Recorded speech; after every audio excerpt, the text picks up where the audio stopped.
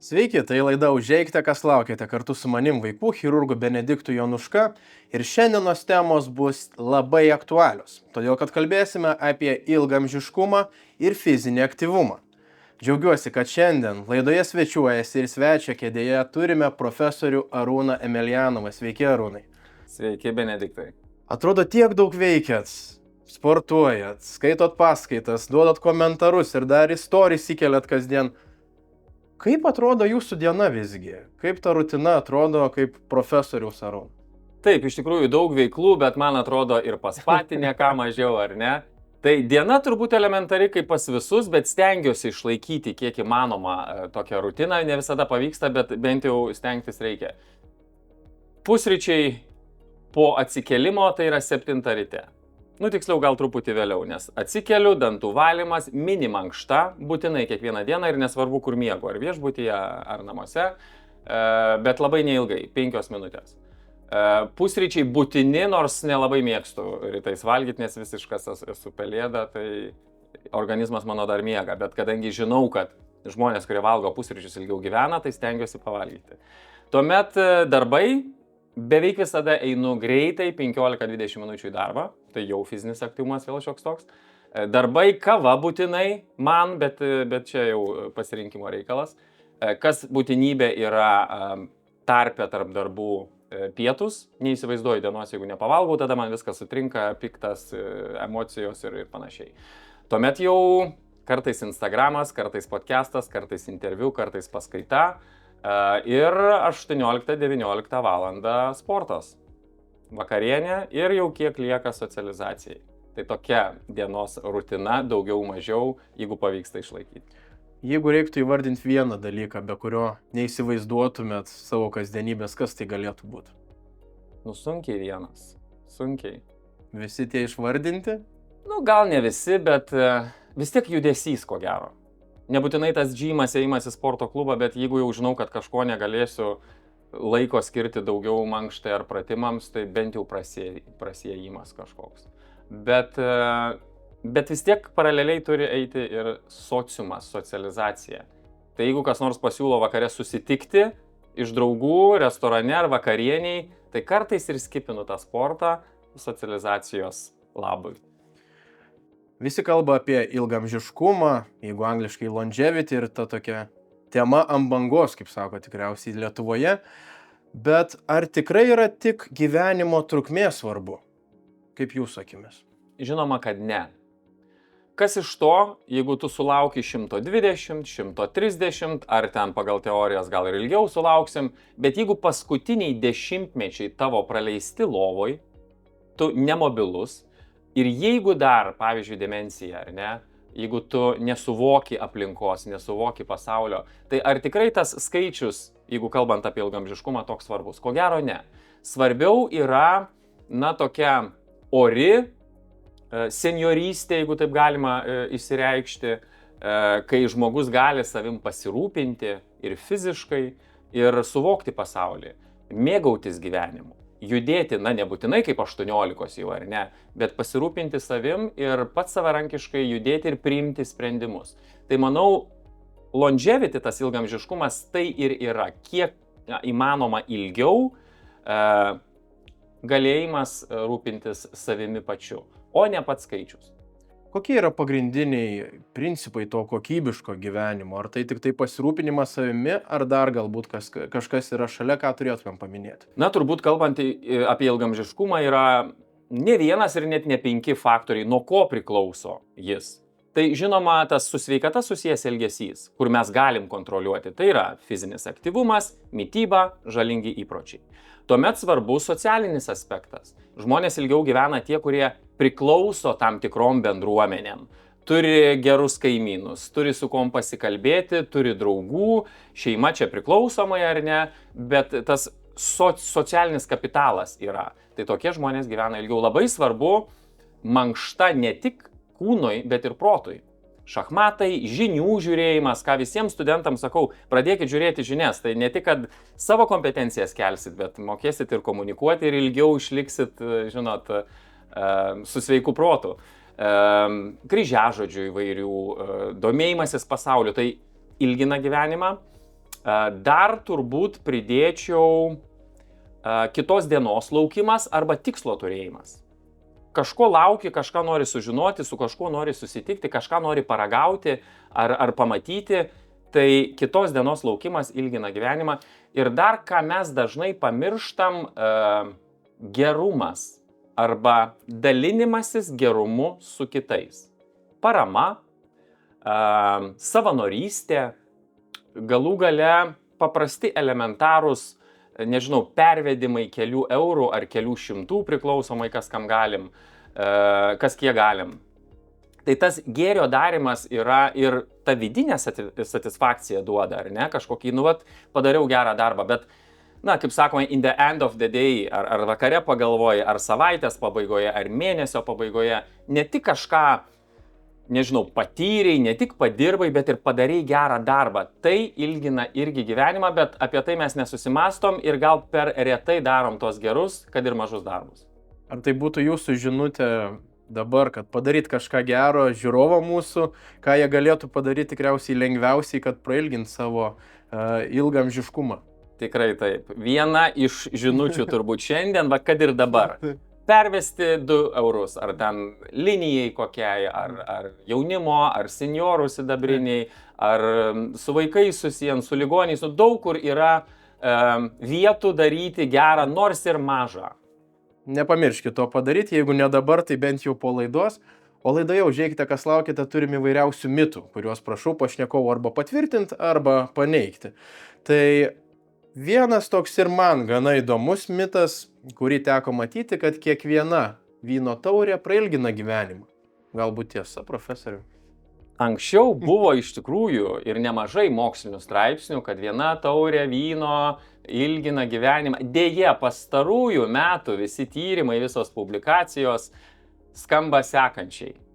Nėra saugaus alkoholio kiekio. Deja, turiu nuvilti. Bet vėlgi čia, turim turbūt pasverti, kad yra tų teorijų, kad vis dėlto kartais vis tiek oponuoja žmonės. Bet pažiūrėkit, prancūzai, italai, portugalai, ispanai ilgiau gyveno, o vyną gurkšnoja tikrai daugiau negu mes. Bet kaip jie tai daro? Pats svarbiausias dalykas, jie negurkšnoja vyno vieni, o jie su kompanija, su šeima. Tai socializuojasi. Tai ta teorija yra, kad ne nuo vyno taurės ilgiau žmonės gyveno, o nuo to, kad bendrauja ir juokiasi ir komunikuoja ir panašiai. Tai čia reikia pasverti. Aš manau, kad visur svarbu balansas. Ir jeigu yra proga, jeigu yra su kuo, tai gal ir nereikia to atsisakyti. Dar vienas mitas, kad kuo daugiau sportuoji, tuo ilgiau gyveni. Turbūt irgi mitas. Tiksliau, atsiprašau, net ne mitas, o nežinau. Iš kurių pusių čia net pažiūrėsi. Pradedančiajam, ar ne, jeigu tu 0 minučių judėdavai, tai gal ten 5 minutės, gal 10, gal 15, gal valanda, galima skaityti, kuo ilgiau, tuo geriau. Bet vėliau jau, jeigu tu pradedi įsivažiuoji į rutiną, ten kiekvieną dieną po valandą, kaip pavyzdys, tai to ir užtenka. Jeigu tu didelio meistriškumo sportininkai, ten atskira istorija, atskira tema, ten labai mažas žmonių skaičius, tai juos palikim nuo šaly, bet kalbant apie paprastą visuomenę, tai tikrai nereikia 2-3 kartus per dieną eiti į džymą, į sporto klubą. Užtenka iki valandos, geriau kitom veiklom užsiimti, protiniam gal. Tai yra limitas. Tai čia žmogus turbūt įsivertinęs savo situaciją galėtų savo atsakyti, ar tai mitas, ar tiesa. O koks yra tas optimalus ir rekomenduojamas sportavimo kiekis ar trukmė, nežinau, per savaitę, per mėnesį? Suaugusiams? Taip. Jeigu kalbant apie suaugusius, tai suaugę gali rinktis arba vidutinį fizinį aktyvumą, arba didelį. Priminsiu, vidutinis fizinis aktyvumas, toks primityvus labai paaiškinimas per bėgimo pavyzdį, kai tu bėgi su kažkuo ir gali kalbėtis. O didelis fizinis aktyvumas, kai tu jau bėgi su kažkuo ir tau jau ne iki kalbėjimo, ne iki lelekinimo, tu dūsti, tu prakaituoji, bet veiklą tęsti dar gali. Tai to vidutinio, to su pasikalbėjimu užtenka tik tai, mažiausiai gal pabrėžiu žodį, 150 minučių per savaitę, tai 2,5 valandos, tai nėra labai daug. Tai iš to ir kilęs tas posakis bent pusvalandį per dieną. O jeigu renkasi tą didelį, tą jau padusimą, tai 75 minutės mažiausiai per savaitę, tai 11 minučių per dieną.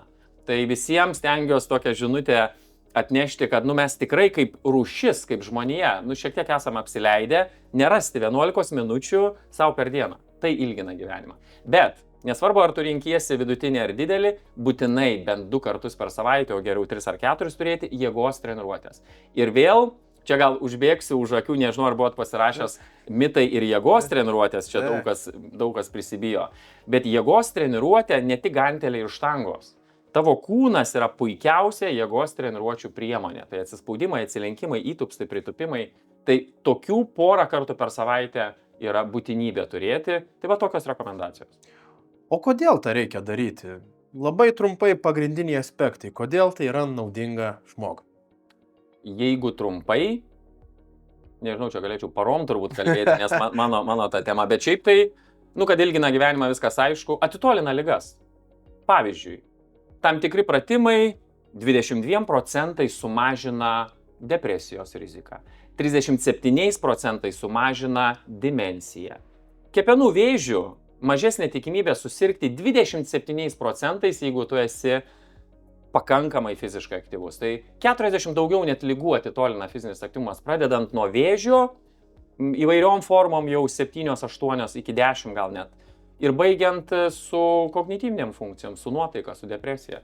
Tai nežinau, kiek dar reikia tokių argumentų, bet aišku, apie juos reikia kalbėti vis daugiau, kad kuo daugiau žmonių būtų fiziškai aktyvių. Patarimo norėčiau tiems, kurie žiūrės mūsų laidą ir kurie norėtų lyg ir pradėti sportuoti, aktyviau leisti laisvalaikį ir kaip ir nuo pirmadienio, nuo kito mėnesio, nuo naujų metų, bet kaip neateina ta diena. Pamotyvuokit bent truputį, kaip pradėti imtis to sporto ir aktyvios veiklos. Pradedam dabar. Vat dabar, kol žiūrim šitą mūsų laidą apie sveikatą, apie ilgamžiškumą, pasidėkit kilimėlį ir pradėkit, nežinau, daryti. Arba pradėkit ausinukus susidėkit, gal išbėkit. Gal kažkokią kitą veiklą. Svarbu pradėti dabar. Tikrai nelaukti sausio 1, vasario 1, rugsėjo 1, nes dažniausiai tokie žmonės taip ir susiranda pilną dar ekskiuzų, kad tik dabar nepradėti. Tai siūlau pradėti dabar ir viską daryti palaipsniui. Nebėkim maratoną, pamatę reklamą, neužsirašykim rytoj jį bėgti. Ruoškimės. Galų gale pradėkim vaikščioti bent jau. Tada sparčiai vaikščioti, tada šiek tiek pabėgioti. Bet svarbiausia turėti kilimėlį ir sportbačius. Ir dabar, jeigu dar kas neturit, įsigykit. Tai mano žinutė dabar. Lygiai tas pats, tarkim, su žalingais įpročiais. Ai, dar 2 pakelius turiu, ar ne? Tai surūkysiu ir mesiu. Ai, va, dar 3 cigaretės, ai, dar 1 baliukas. Kam laukti? Dabar. Paimi ir išmeti. Viskas. Dabar. Reklama. Medikai taip pat turi ilsėtis ir šios laidos pašnekovai dovanojame nakvynę su pusryčiais ir apsilankymą vandens parke Druskininkuose Grand Spa Lietuva. Grand Spa Lietuva – didžiausias sveikatingumo ir poilsio kompleksas įsikūręs pačioje Druskininkų kurorto širdyje. Apsigyvenę Grand Spa Lietuva komplekse pasijusite kaip tikroje sveikatingumo šalyje, mėgaudamiesi ramybę, kol profesionalai rūpinsis jūsų sveikata ir gera nuotaika. Pagrindinė Grand Spa Lietuva veikla – tęsti senąsias Druskininkų kurorto sveikatinimo ir gydymo tradicijas, padėti susigrąžinti lankytojams fizinę kūno ir proto galių būklę. Grand Spa Lietuva teikia įvairias paslaugas – apgyvendinimą, maitinimą, gydymą, spa grožio procedūras, vandens pramogas, renginių ir konferencijų organizavimą, odontologinės paslaugas. Daugiau informacijos grandspa.lt. Moksliniame žurnale The Lancet teko matyti prognozes, kad 2050 metais net 60% suaugusių pasaulyje bus nutukę. Tai atrodo yra didžiulė problema ir profesoriau, kodėl tai yra vadinama ta naujaja epidemija? Taip, tai didžiulė problema. Amerikiečiai dar didesnė turės. Jie prognozuoja, kad jų visuomenė iki 2050 bus 80% nutukusių. Tai žodžiu, iššūkis yra, Pasaulio sveikatos organizacija net turi įvedusi tokį terminą globicity. global, tai, visuotinas, pasaulinis, o obesity, kaip žinom, reiškia nutukimą, tai jie sujungia į vieną. Tai didžiulis iššūkis. O kodėl? Tai vis tiek du pagrindiniai tokie dalykai. Aišku, yra tam tikrų lygų, bet čia labai mažas skaičius. Iš esmės viskas nuo mūsų elgesio. Nuo mitybos, skanios, saliginai pigios, visiškai nesveikos, kenksmingos, riebalai, cukrus ir taip toliau, ir labai prieinamos. Tai šitas įtakoja, ir aišku, fizinis aktyvumas, bet ne tik, kad žmonės mažiau sportuoja, nes kai kurie jau pradeda nemažiau, jau Lietuvos gyventojai, pavyzdžiui, suaugę, bent jau šiek tiek jau daugiau sportuoja negu prieš 5 metus. Vaikai dar ne, bet suaugę jau. Bet kitas toks fenomenas, rodiklis atsiranda fizinis pasyvumas. Jeigu anksčiau mes buityje daugiau judėdavom, darbe, nežinau, mašinų, automobilių tiek nebūdavo, ar ne, mes daugiau judėdavom. Tai dabar tas pasyvumas labai įsišaknyjęs ir aišku, telefonai prie to prisideda. Tai ką noriu pasakyti, nesvarbu, kad tu valandą ar pusvalandį būni fiziškai aktyvus, bet jeigu visas likusias 23 valandas tu gulėsi ant sofos, arba sėdėsi, arba mokysies, arba spoksosi kažkur, tai tas ant to, net nekompensuoja. Tai pasyvumas yra irgi tas didžiulis blogis prisidedantis prie nutukimo. Tai nutukimas tiesiog įvyksta tada, kai per mažai juda ir per daug valgo. Pritarsit? Jeigu grubiai taip tariant, jo, taip ir yra. Mūsų kūnas toks paprastas saliginai, ar ne? Tai gauni energijos, tai ją turi išnaudoti, bet jeigu tu gauni, o išnaudoji tik vieną kartą, tai tas kūnas ir viską ir sugeria. Mitas dar vienas, kad nutukimas tik estetikos klausimas. Norėčiau jūsų paneigimo. Tikrai tai mitas, nes nutukimas yra liga. Jinai yra tarptautiniam klasifikatoriui. Tai jau kalbėjom, kad didžiulė problema, manoma, kad net 13-15 vėžio formų gali iššaukti nutukimas. Čia dar yra mitų. Sakoma, bet nutukęs, bet ir linksmas, ir aktyvus, ir širdis puikiai veikia, kai kurie net neturi to metabolinio sindromo ir toli gražu, nei cholesterolis pas juos blogas, nei kraujospūdis kažkoks pakilęs, bet ką sako mokslas ilgalaikiai perspektyvoj, tai atsiras, tai keisis. Tas gerasis nutukimas, taip vadinamas, po 5 ar 10 ar 15 metų beveik visada pereina į tą blogąjį. Tai jeigu jau turim nutukimą, nesvarbu, ar sveikas ar nesveikas, kaip mes jį užvadintumėm, su to reikėtų kovoti. Bet dar jeigu leisit, toliau pratęsiu apie kitą šiek tiek niuansą, nes mes labai dažnai, užsifokusuojam ant to per didelio kūno, per antsvorį nutukimą ir pamirštam arba praktiškai nekalbam apie per liekną kūną. Kūno masės indeksas 18,5 ir mažiau yra didžiulis blogis. Britai yra paskaičiavę, moterys, pavyzdžiui, turinčios nutukimą gyvena 3,5 metų trumpiau. Bet moteris, turinčios mažiau negu 18,5 KMI, gyvena 4,5 metų trumpiau. Tai reiškia, tas visiškai lieknas kūnas yra dar blogiau, kalbant apie ilgamžiškumą, negu nutukimas. Žinoma, komfortabilumas gyvenimo liekniems žmonėms šiek tiek lengviau, bet vis tiek 18,5 tas kūnas mūsų, tai kas ten, tiesiog nežodžio prasme yra oda ir kaulai, jokio raumenyno. Mums būtina raumenų ir noriu taip šiek tiek nuraminti, kad tas 1-2 kilogramas, jeigu galvojam, kad jo yra per daug, gal nebūtinai yra per daug. Ilgiausiai žmonės gyvena tie, kurių kūno masės indeksas yra 21-25. Tai jeigu turim 25, tai ir džiaukimės, ilgiausiai ir gyvensim. Prie vaikų norėčiau sugrįžti, trumpai buvom paminėję pradžioje. Anksčiau būdavo retenybė, kad pas vaikų chirurgus, kur ir dirbu aš, atkeliautų nutukę vaikai ir vis rečiau reikdavo juos operuoti negu dabar. Dabar tai jau mes su to įsigyvenam ir ne kasdien, aišku, bet tikrai vis pasitaiko, kad atkeliauja vaikų, kalbu apie iki 18 metų, virš 100 kg, teko matyti ir virš 150 kg. Ir tai tampa iššūkiu ne tik chirurgam, bet ir pačiam pacientui, gyjimas, visa kita. Ir tam pačiam The Lancet rašė, kad 50 metais apie trečdalis vaikų gali turėti nutukimą. Dabar berods Lietuvoje apie 1/5, tai apie 20% kalbama. Ar tiesa visgi ir kokios priežastys tai? Tos pačios kaip suaugusio ar visgi ne? Taip, vaikų nutukusių taip pat didėja, bet dar koks baisumas yra, kad vis jaunesnė karta, vis daugiau jų turi antsvorį arba nutukimą.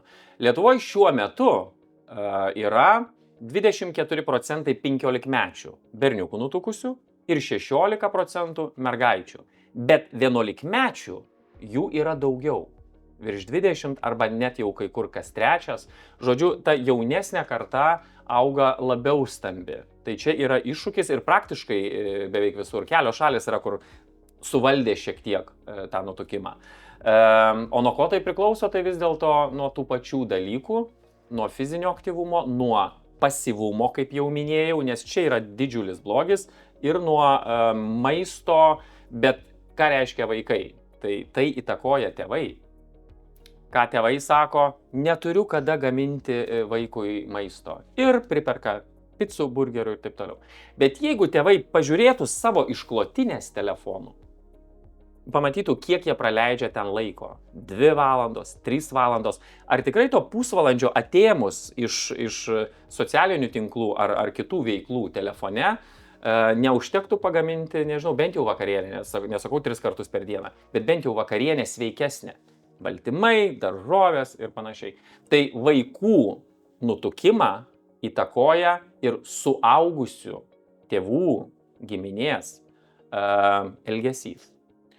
Ar sutiksit, kad elgesys yra daug svarbesnis ir už genetiką? Nes yra požiūris toksai, kad mūsų šeima stambių kaulų, arba mūsų seneliai buvo tokie, proseneliai tokie ir mes tokie. Ar tai daro didžiąją įtaką nutukimui, ar visgi ir genetika gali prie to prisidėti?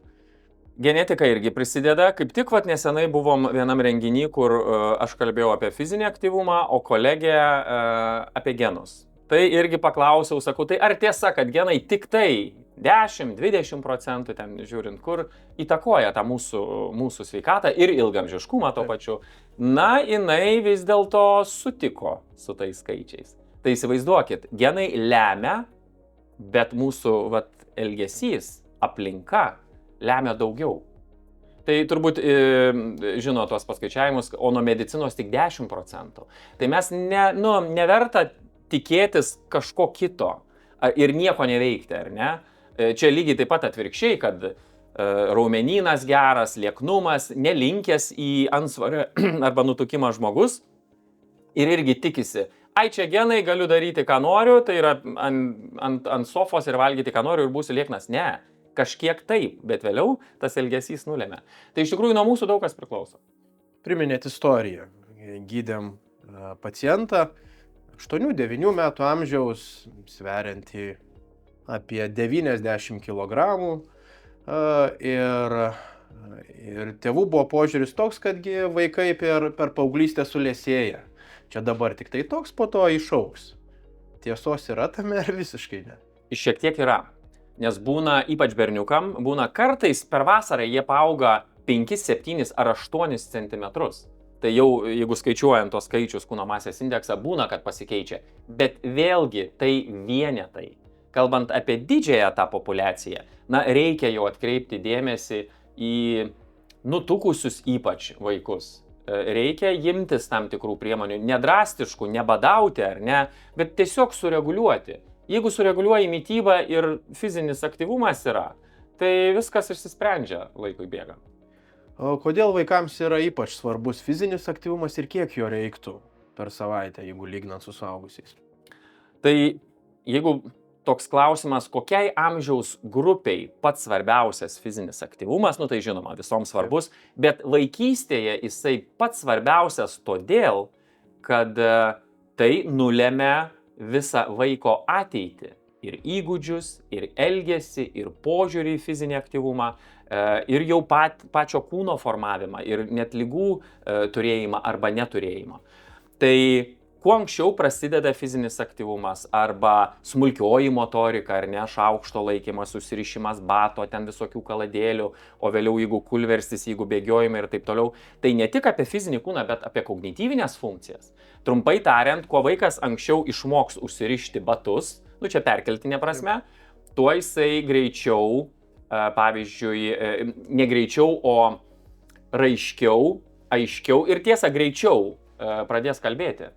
Ir tai jau yra kognityvinės funkcijos. Tuomet ir atmintis, ir įsiminimas, ir kitur pritaikymas tų žinių ir veiklų jau ateityje jau plečiasi. Jeigu vaikas išmoko ten kažkokį judesį 2 metų, tai jis 5 metų jau greičiau dar kitus judesius išmoks. Ir tai tiesiogiai formuoja tą fizinį aktyvumą ir dar kokie įdomus ir baisus, galima sakyti, dalykai, dabar taip grubiai labai pasakysiu. Nuo fizinio aktyvumo priklauso vaiko, ir visų mūsų fizinis pajėgumas, stiprumas, ar ne? Kiek nušoksi, kiek nubėgsi, kiek plaštaką įspausi dinamometru ir taip toliau. Ir tyrimai rodo, kuo vaikas silpnesnis, kuo pajėgumas mažesnis, tuo suaugęs jis gyvens trumpiau. Dar vienas mitas, Arūnai, kad jėgos treniruotės vaikams stabdo augimą. Taip, tai tikrai yra mitas. Žinoma, jeigu vėl apie didelį meistriškumą kalbu, ten 3 valandos, 5 valandos sporto, tai čia visko gali būti. Bet kalbant apie tą būrelių lankymą, ten nesvarbu, ar futbolas, ar gimnastika, ar aitvarai, nesvarbu kas, tikrai jokio augimo, brendimo nestabdys, o kaip tik gali ir paskatinti. Fizinis aktyvumas prisideda prie geresnių visų vaiko funkcijų, tame tarpe ir spartesnio brendimo. Tai, žodžiu, yra tikrai mitas. Kiek laiko per savaitę vaikas turėtų užsiimti aktyvę veiklą? Gal galima pagal grupės amžiaus suskirsti tikriausiai? Tai tos klasikinės rekomendacijos 5-17 metų amžiaus vaikams, mažiausiai pabrėžiu žodį, 1 valanda kasdien nuo vidutinio iki didelio fizinio aktyvumo. Tai reiškia, vaikam to lėto pabėgiojimo, pasivaikščiojimo neužtenka. Jiems reikia to, liaudiškai tariant, padusimo, tų kažkokių mini intervencijų didelio. Bet tai futbolo žaidimas praktiškai tą valandą jau didelio fizinio aktyvumo gauna. Reikia pagreitėjimo, reikia sparčiau su dviračiu pavažiuoti. Tai nuo vidutinio iki didelio mažiausiai valanda kasdien. Ir būtinai 2-3 kartai per savaitę jėgos pratimai. Ir nebūtinai su ganteliais, o užtenka savo kūno svorio. Man kaip vaikų chirurgui tenka matyti įvairiausių sporto traumų. Ir čia tikriausiai ta kita dalis, kur tai yra natūralu sportuojantiems vaikams. Išduokit, kokia sporto šaka yra vaikam geriausia, jeigu taip pažiūrėjus į jų tiek traumatizmą, tiek ir fizinio aktyvumą patį tikriausiai? Aš traktuočiau turbūt taip, kad nėra saugios ar nesaugios sporto šakos. Svarbiausia, kad vaikui jinai patiktų. Ir žinoma, čia jau svarbus momentas nuo trenerio. 10 metų, 8 metų vaikui, tikrai nereikia duoti sudėtingų ten kažkokių dalykų, daug jėgos treniruočių, daug ištvermės. Bendras fizinis, taip ir vadinamas. Visos amžiaus grupės turi būti treniruojamos. Kuo labiau, kuo daugiau per žaidimus, tuo vaikui geriau, nes jisai labiau įsitraukia į tas veiklas. Nereikia tikrai forsuoti per daug to krūvio. Dar svarbus dalykas, kad vaikui ir patiktų sportuoti, yra vėl tas socialinė aplinka. Paties trenerio darbas, jo tiek įvaizdis, tiek ir elgesys. Ir tų vaikų šalia. Didžiulė dabar yra problema, čia diskutuojam su didelio meistriškumo sportininkais tarptautiniais, kas dirba vaikais, pavyzdžiui, tenisą. Tai yra problema, kad jie turi vadybininką, jie turi masažistą savo 14-13 metų jaunuolis, pavyzdžiui.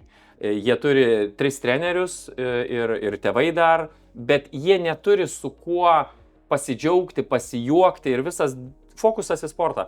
Tai yra didelė tikimybė, kad motyvai išlikti sporte kažkada kris. Tai būtinai reikia tos socializacijos, vaikams reikia vaikų. Tai nežinau, ar mano toks atsakymas jau pilnai, bet svarbu, kad vaikams tai patiktų, o saugumas, nesaugumas, saugiausiai yra gulėti ant sofos. Tiek vaikui, tiek suaugusiam. Bet ar tai gerai organizmui? Aišku, kad ne. Kad ir įvyksta tų traumų, bet jeigu žiūrint, iš tos visuomenės perspektyvos, iš milijonų mūsų gyventojų, vis tiek fizinis aktyvumas nusveria tą didžiulę naudą, tuos kelis kartais, nežinau, kaip pavyzdys, kaulų lūžius, ar ne? Tai aš tai tėvams ir pacientams sakau, kad tęskit sportuokit, kai tik galit ir tos traumas visada lieka to sporto dalimi, bet kita vertus, svarbu išvengtų rimtų traumų. Tikriausiai neužsimsim motokrosu be šalmo arba ten nelakstysim krepšinio aikštelėje be specialios avalinės, tai tikriausiai svarbu tą tinkamai užsimti, bet būtina, kad vaikas būtų aktyvus. Taip, reikia tą labai akcentuoti, kad saugumas. Jeigu dviračiai, tai šalmas. Jeigu paspirtukai, tai šalmas. Jeigu bėgti, kad būtų neslidu, tai čia jau ir tėvai turi prisidėti prie to, ne tik ten būrelio vadovas. Tai saugumas, jau nekalbu apie plaukimą, ten iš vis super saugumas turi būti. Tai saugumas svarbu, bet laisvės pasirinkimo vaikams tikrai reikia palikti.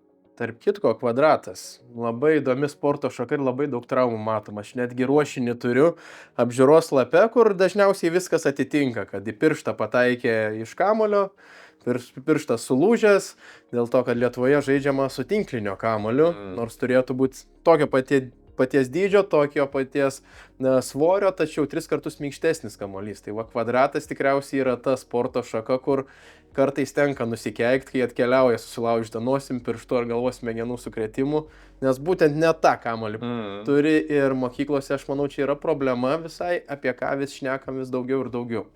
Jo, ir taip populiari labai tarp pradinukų, tarp penktokų, nes penktokų, šeštokų dar visokios varžybos vyksta ir tarp miestinės, ir respublikinės, ir ten vaikai juda iš tikrųjų, bet jo, reikėtų pasvarstyti geriau pakeisti kamuolį. Tarp kitko, ministerijos kvadrato oficialiuose taisyklėse rašo būtent, kad turi būti tinklinio kamuolys, aišku, tikslas yra iškirsti, ogi tinklinio tikslas yra pataikyti plotą laisvą, o čia atvirkščiai viskas. Tai pamastykit, profesorių, gal visai gera tema būtų užsimta, aš mielai prisidėčiau. Jo, čia geras topikas ir reikėtų plačiau paskleisti tą žinutę, kad pakeisti kamuolį, kad būtų kuo mažiau traumų. Reklama. It could have stopped there. A perfect black espresso. The end. Well, not quite. Since 1986, we've had one goal. Great taste. And we've gone far to find coffees that stand out and create experiences that feel as good as they taste. But the truth is, you've been our greatest inspiration to make coffee your way. Because when you love something, you can only push it forward. Nespresso. Reinventing coffee with love since 1986. Džiaugiamės, kad tokie prekiniai ženklai kaip Nespresso tiki mūsų idėjomis ir nuo šiol Nespresso kava galėsime vaišinti visus laidos Užeikite, kas laukiate svečius ir pašnekovus. Kaip tenka matyti nesportuojančių vaikų, taip tenka matyti ir vaikų pervargusių nuo daugybės veiklų, būrelių, nebūtinai sporto. Kaip atrasti tą aukso viduriuką? Tik patinkančios veiklos ar yra dar kažkokie aspektai? Taip, dabar labai populiarėja tas vaikų absoliutus užimtumas. Nuo ryto iki vakaro ir kinų kalba, ir estetikos kursai, ir matematika, ir chemija, ir 3 būreliai, ir dar pučiamasis, ir dar pianinas. Čia aišku perdedu, bet labai daug tėvų šiuolaikinių galimai per daug užkrauna vaikams atsakomybių. Manyčiau, svarbiausia yra mokykla, namų darbai, visos veiklos ir fizinio ugdymo pamoka tame tarpe, ir muzika, ir matematika, ir biologija. Tuomet būtina bent vieną sporto būrelį lankyti vaikui. Bet nebūtinai 5 kartus į savaitę po 2 valandas. Gal 2 kartus per savaitę, bent jau. Gal 3. O tuomet turbūt galima ir meną, galima ir matematiką priklausomai. Ir kalbų turbūt galima mokytis. Vis tiek reikėtų rasti laisvo laiko vaikui didinti jo kūrybingumą per nuobodžius dalykus. Kartais vaikui turi būti nuobodu, kad jam įsijungtų kūryba. Nes jeigu jisai nuolat eina visur lekia, tai gali vaikam irgi tokie mini perdegimai gali būti. Aš tai siūlyčiau pagalvoti, pastebėti savo vaiką šeimoje, ar tikrai jisai visada geros nuotaikos, o vaikai iš tikrųjų visada geros nuotaikos yra. Tai jeigu jau pasikeičia, gal jau per daug, gal jau vieną būrelį reikėtų nuimti kažkokį. Ir labai svarbus dalykas, ar ramiai užmiega, ar išsimiega tiek, kiek reikia vaikui pagal amžių. Nes jeigu jau vakare irzlumas didžiulis, blogai užmiega, tai pirmieji požymiai, kad tikrai per daug tų būrelių. Balanso reikia ir čia svarbus dalykas. Neseniai teko siūti žaizdą vienam paaugliui ir dažniausiai operaciniai ar tam procedūriniam kabinete pasišnekam su pacientais. Ir aš paklausiu, kokia jo pamoka mėgstamiausia ir jisai man sako kūno kultūra, nes iš jos vienintelį 10 turiu. Ką jūs manot apie pažymius kūno kultūros pamokoj? Fizinio ugdymo pamoka dabar vadinasi, bet jo, kūno kultūra sinonimai fizinis ugdymas. Pažymys, viskas tvarkoj. Bet jokių būdų negalima rašyti pažymio už vaiko fizinį pajėgumą. Už šitą vertinimą. Pavyzdžiui, nubėgo ten tiek ir tiek per tiek ir tiek. Ir 5, 6, 7 arba 9. Nušoko į tolį ir gauna 10 arba 5. Tai yra didžiulis blogis. Žinau, kad mokytojams tai labai lengva. Yra vertinimo įvairios skalės, tik tai pasižiūri ir rašo pažymį. Bet ilgalaikiai perspektyvai tai yra didžiulis blogis, nes tai yra išorinė motyvacija. Tai yra pagirimas arba bausmė. Gauna 10 kaip ir pagirimas, gauna 2 arba 5 kaip ir bausmė. Tai mums svarbu, kad vaikai turėtų tuos vidinius motyvus, kad jam patiktų fizinio ugdymo pamoka, patiktų veiklos, gebėtų kažką naujo padaryti, sukurti, ar ne? Na, kad ir smegenys veiktų kažkokius naujus pratimus, naujas užduotis, naujus žaidimus. Va tai yra esmė. Tikslas fizinio ugdymo yra įskiepyti poreikį vaikui būti fiziškai aktyviam visam gyvenimui. O čia, jeigu mes vertinam, kiek tu nubėgi, kiek nušoki, vaikas, tas išorinis motyvas, ne, baigė 12 klasių ir mokytojai gali sakyti, ačiū ir man nebeįdomi tavo fizinio ugdymo pamoka, man visiškai neįdomus fizinis aktyvumas. Beje, su UNESCO ekspertu vienu 10 metų atgal jau padarėm tokį tyrimą, retrospektyvinį, kur apklausėm mano amžiaus žmonės, kurie baigė sovietiniai sistemoje mokyklą, fizinis ugdymas buvo vertinamas kiek nubėgi, kiek nušoki. Ir tie vaikai, kurie nebuvo patenkinti tą sistemą, kurie negaudavo 10, 9, jie dabar yra 1,9 karto, beveik 2 kartus fiziškai pasyvesni. Tai reiškia, juos vertinimas fizinio ugdymo pamokoje demotyvavo. Jie neturėjo tų vidinių motyvų, o buvo išoriniai. Pažymys. Ir jie baigė mokyklą, ir mokytojai viso gero, ir mokytas nepasiekė tikslų, neuždegė juos sportuoti visam gyvenimui. Dar keletą mitų turiu paruošęs jums. Vienas iš jų yra, kad kava su pienu yra sveikesnė negu paprasta juoda kava. Tikrai tai mitas. Sveikiausia yra kava, tik kava, be nieko. Ir tai visų pirma ją turi mėgti žmogus, jokių būdų nesakau ją pradėti gurkšnoti, jeigu jų tiesiog nemėgsti. Nes kofeino ir antioksidantų yra ir kituose maistuose, gėrimuose ir panašiai. Tai mitas geriau be nieko, svarbus tik tai vienas dalykas. Negerkim kavos užpilamos su karštu ar verdančiu vandeniu. Tik per aparatą arba per filtrą. Nes jeigu mes užpilam, tas lietuviškas variantas, senasis, kavoje yra tų diterpenų natūralių riebalų ir jie didina cholesterolį. O jeigu jie praeina per filtrą arba per kavos aparatą, jų ten sumažėja ir belieka mėgautis antioksidantais ir kofeinu, bet vėlgi yra ribos, daug nesiūlyčiau, 2-3 puodeliai ir panašiai, ir iki pietų. Bet pienas, tai vėl ir papildomos kalorijos ir gali kelti uždegimus. Dar koks mitas, sako, tai avižų pienas, dar kažkokiu pienu, bet jeigu pažiūrėsim, kas ten yra, tai ir cukraus, ir ir taip toliau. Tai siūlyčiau atprasti, nes mūsų vėlgi organizmas, aš anksčiau irgi gerdavau kavą su 2 cukraus. 15 metų atgal. Palaipsniui mažinau ir dabar jau su 2 cukraus, jau turbūt net tiesiog būtų neskanu, ar ne, ir su 1 jau neskanu. Tai iš tikrųjų organizmas mūsų pripranta ir kava, geriausiai tik kava. Ar iš tiesų negalima kepti maisto ant alyvuogių aliejaus? Absoliutus mitas. Ant alyvuogių aliejaus reikia kepti, jeigu mes iš tikrųjų norim kepti. Keptas maistas, nėra taip jau labai sveikatai palanku, bet jeigu steikas, jeigu kartais norim kiaušinienės, žodžiu, čia jau skonio reikalas, tik ne kiekvieną dieną reikėtų kepti, bet jeigu jau kepam, tai tik ant alyvuogių aliejaus. Italai tai net nesupranta tokio klausimo, kai mes užduodam, aš irgi anksčiau, nežinau, iš kur tas mūsų naratyvas toksai yra, irgi užklausau, jie net nesupranta, kaip suprasti. negalima kepti, tai jie visur naudoja. Na ir viena iš priežasčių yra galimai, arba net negalimai, kodėl jie ten ilgiau ir gyvena, nes gausiai vartoja alyvuogių aliejų ir ant jo kepa. Kaip Lietuva atrodo pasauliniam kontekste, jeigu kalbėtumėm apie žmonių sveikatą ir taip, kaip jie besirūpina savo sveikatą? Manau vidutiniškai, bet jeigu kalbant apie ilgamžiškumą, apie skaičius, tai prastai.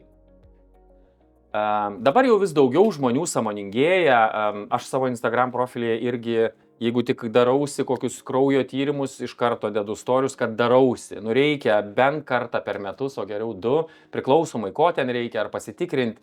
Jeigu programa jau yra ten virš 40 metų, ten vyra, moterim priklauso tos programos kelios, tai būtinai tikrintis. Bet kraujo elementarūs tyrimai, va dabar pasidariau, tai trūksta vitamino D. Tai beveik visiems lietuviam jo trūksta.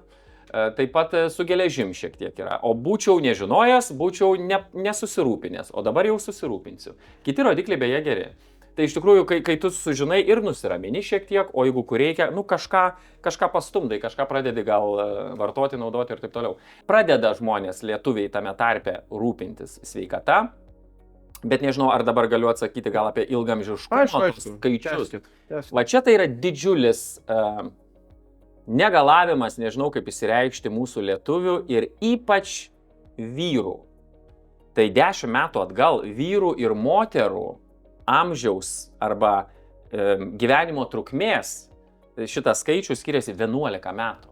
Tai vienas didžiausių Europoje, jisai iki šiol vienas didžiausių, dabar jau 9. Šiek tiek gerėja, aišku, vyrų nenaudai. Tai iš tikrųjų ilgamžiškumas nėra geras rodiklis Lietuvoje. Manoma, kad mes esam 80-oj, 90-oj daugmaž vietoj pasaulyje. Ne taip blogai kaip futbolas, bet nu, prie lūzerių, jeigu taip grubiai sakant, esam. Tai čia yra kur pasistiebti dėl savo sveikatos, dėl vertinimo, dėl tyrimų ir dėl elgesio, aišku, nes nuo jo priklauso ilgamžiškumas. O kokios tendencijos yra, kaip lietuviai gali kilti tam reitingai ilgamžiškumo, ar visgi užprogramuota, kad nebus taip gerai? Šiek tiek kyla, bet nedaug. Tai manau, kad gali. Vėlgi, tokių laidų, kaip šiandien turim, reikia daugiau. Švietimo. Ir nesvarbu, kad kai kas jau ten sako, tu vėl apie savo tą fizinį aktyvumą, ar ten tu vėl apie vaikų traumas ir taip toliau. Ne. Kuo daugiau reikia kartoti, nes žinios ir tas elgesys nėra tapatu. Visi žinom, kad rūkyti nesveika, o daug žmonių rūko. Bet jeigu tu vis kartoji, arba iš kito žmogaus perspektyvos, tu vis išgirsti, tiek reikia nubėgti, tiek nueiti, čia gal tą suvalgyti, to nevalgyti. Kuo daugiau, dažniau gaus informacijos, to mūsų smegenys kažkada paims tuo ir patikės ir pakeis elgesį. Tai lygiai tas pats, aš kai pradėjau tyrinėti Viduržemio jūros mitybos principus, mes su tokia kolegė Brigita Miežienė pirmieji Lietuvoje tai padarėm, vis skaitydavom, vis žiūrėdavom, vis vertindavom. Tai nori, nenori, aš pradėjau naudoti, vartoti jau dabar ir pats, stengtis aišku.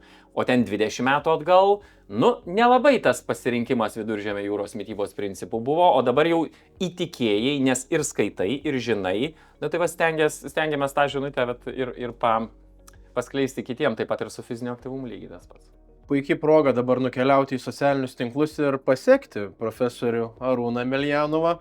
Ir aišku, laidos užeikite, kas laukite, socialinių tinklų paskyras. Be to nepamirškit prenumeruoti mūsų YouTube kanalą užeikite, tai irgi yra motyvacija kurti dar daugiau tokių laidų kaip ši ir dar daugiau prisidėti prie to visuomenės švietimo. Vienas iš paskutinių klausimų, Arūnai. Pagrindiniai aspektai, papunkčiui, į ką žmonės turi atkreipti dėmesį, kalbant apie ilgamžiškumą ir gerą savijautą? Vis tiek elgesys. Judėti, maitintis kiek įmanoma, taip ir paprasčiau, ir sveikiau pasirinkimai, kad būtų geri. Atsisakyti rūkimo, su tą vieną vyno taurę dar čia gal praleiskim. Socialumas. Labai svarbu psichikos sveikata, o ji siejasi tiesiogiai su bendravimu.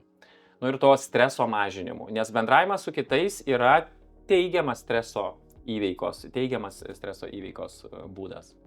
Miegas, gera nuotaika, apskritai tai reikia mėgautis gyvenimu. To dopamino smegenis mums turi karts nuo karto pagaminti, o ne vien tik tai, ką padaryti, kaip geriau pasirodyti, kur čia geriau uždirbti, kad tik karjera būtų, kad tik darbe viskas gerai, kad tik nenusižengti, kad tik dar kažko. Ir jeigu jau kartą picos per mėnesį suvalgom, ar ten pyrago gabaliuką, tai nesigriaužti. Gyvenimas turi teikti malonumą. Maistas taip pat. Reklama. Laidą Užeikite, kas laukiate, remia Spa Europe. Su kodu Užeikite gausite 10% nuolaidą. Jau dabar galite nukeliauti į spaeurope.eu ir išsirinkti savo naują pirtį.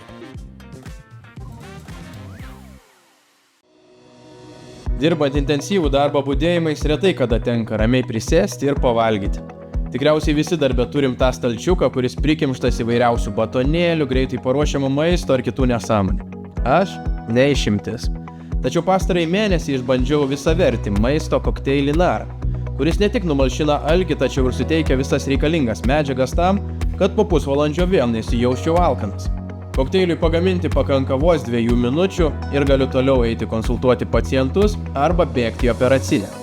Visavertis maisto kokteilis Nara yra pagamintas iš natūralių ingredientų, praturtintas vitaminais, mineralais ir puikiai tinka tiems, kurie tiesiog nespėja pavalgyti. Visiems laidos Užeikite, kas laukiate pašnekovams, dovanojame maisto kokteilio Nara pakuotes, o jums rekomenduoju pasinaudoti nuolaidos kodu Užeikite, su kuriuo galite gauti 20% nuolaidą. Tai puikia alternatyva visiems nespėjantiems pavalgyti, praleidžiantiems valgį arba renkantis greitą ir ne patį sveikiausią maistą. Išbandykite ir būkite sveiki. Paskutinis klausimas šiandien, tai jūsų palinkėjimas mūsų laidos Užeikite, kas laukiate žiūrovams. Stenkitės palaikyti savo gyvenime balansą. Tarp visko. Tarp darbo ir poilsio, tarp linksmybių ir rimtumo, tarp miego kiekio ir tą, ką tu darai dieną, tarp draugų, tarp šeimos bendravimo. Bet, gyvenimas ir yra gyvenimas. Tuom jisai ir žavus, kad ne vien linksmybės, ar ne? Ir nepabijokim sutelkti mūsų smegenų, kaip čia įsireiškus, šiek tiek duoti ir kančios. Tarkim, reikia kažką išmokti. Nėra labai malonu perskaityti 30 puslapių dokumentą ir padaryti kažkokią analizę. Bet jeigu to reikia ir tada dopamino, kiek tu gauni, kai tai padarai ir jeigu dar sėkmingai, tai kartais ir kančios, bet kartais ir linksmybių, žodžiu, balanso visiems linkėčiau. Ačiū labai, Arūnai. Be jau minėtų Grand Spa Lietuva Druskininkuose dovanų ir viešnagės ten noriu jums padėkoti ir padovanoti mūsų draugų Nara Health maisto kokteilį su resveratroliu, kuris, kiek žinau, prisideda prie ilgaamžiškumo. Ačiū labai. Ačiū Jums, kad buvot ir ačiū už Jūsų laiką ir nuostabę žinutės. Klausytojams ir mūsų žiūrovams noriu palinkėti pasinaudoti bent vienu patarimu, kurį girdėjote šioje laidoje ir pradėti jau dabar. Dabar jaustis geriau, dabar pradėti sportuoti ir aišku gyventi ilgiau. Su jumis buvau aš Benediktas Jonuška ir tai laida Užeikite, kas laukiate. Būkite sveiki.